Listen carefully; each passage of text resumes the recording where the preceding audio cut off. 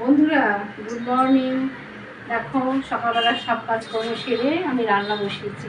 এদিকে ভাত হচ্ছে আর এদিকে করেছি কি, আজকে রান্না করব করলাগুলোকে পিস পিস করে কেটে বেসন দিয়ে নুন দিয়ে মাখিয়ে রেখেছি, হলুদ দিয়ে নুন বেসন দিয়ে মাখিয়ে রেখেছি। এগুলোকে মচমচে করে ভাজবো, গরম ভাতে খেতে খুব ভালো লাগে।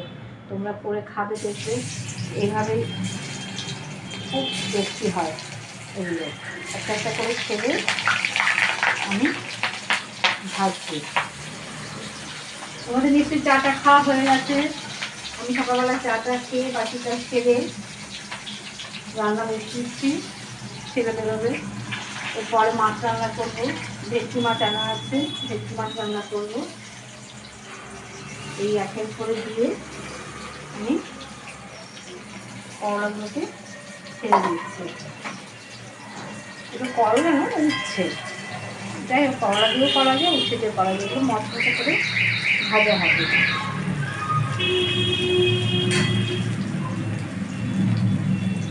উচ্ছে তো অনেক রকমভাবেই ভাজা করা যায়, এরকমভাবে ভাজাটা খুব ভালো লাগে খেতে।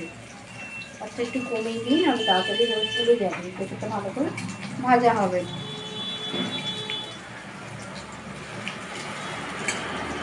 আমি তো রান্নায় যোগ দিয়ে দিয়েছি বন্ধুরা, তোমরা এবার রান্না যোগ করতে শুরু করো।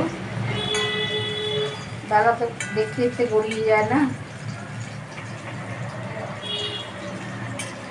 খুঁটিনাটি কাজ তো সংসারে কম থাকে না।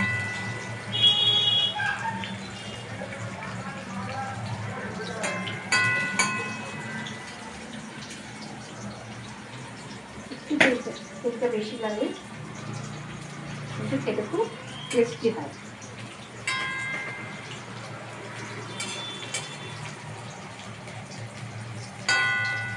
দেখো কি সুন্দর মুচমুচে করে আমি করলাগুলো ভেজেছি। বেসন দিয়ে একটু ভাজলে খেতে খুব ভালো লাগে, এগুলো মুচমুচে হয়ে যায়। এটা গরম ভাতে খেতে ভালো লাগে।